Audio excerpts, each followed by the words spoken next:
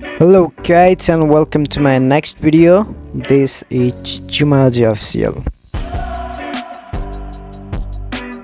आज म चाहिँ तपाईहरुलाई विश्वको सबैभन्दा पुरानो बाइक अर्थात् सबैभन्दा पहिला आविष्कार गरिएको मोटर बाइक चाहिँ कस्तो थियो त त्यसको बारेमा जानकारी गराउँछु। सो भिडियोलाई अन्तिमसम्म हेर्नु होला। मोडर्न जेमा हामीले क्रसफायर, ड्युक, बेनेली जस्ता बाइकहरु त देखेका छौं, तर सबैभन्दा पहिलो पटक आविष्कार गरिएको बाइक कस्तो थियो त?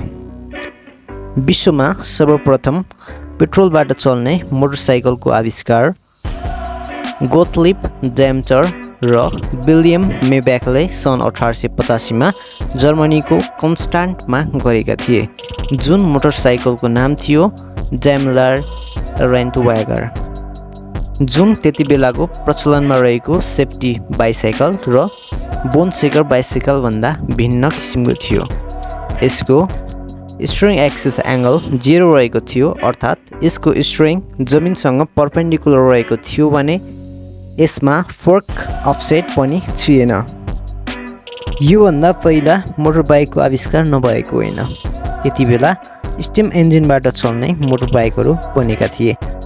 सन् 1867 मा पेरी मिकक्स र लुइस गुइलम पेरियक्सले मिकक्स पेरियक्स स्टिम भेलोसिपेडी नामक बाफबाट चल्ने मोटरबाइकको आविष्कार गरेका थिए। यसरी हेर्दा मिकक्स पेरियक्स स्टिम भेलोसिपेडी ड्यामलर रेन्टवागन भन्दा 18 वर्ष पुरानो रहेको कुरा प्रष्ट हुन्छ।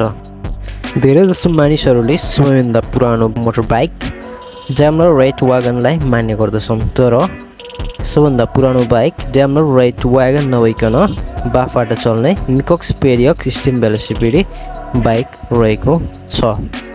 त्यसकारण सबभन्दा पहिला इन्भेन्ट भएको पेट्रोल इन्जिनबाट चल्ने मोटरबाइक ड्यामलर रेन्टवागन हो भने सबभन्दा पुरानो तथा बाफबाट चल्ने मोटरबाइक मिकक्स पेरियक्स स्टिम भेलोसिपेडी हो। आजलाई यति नै। अर्को एपिसोडमा हामी पक्कै भेट्ने नै छौँ। तबसम्मको लागि have a nice day, good by.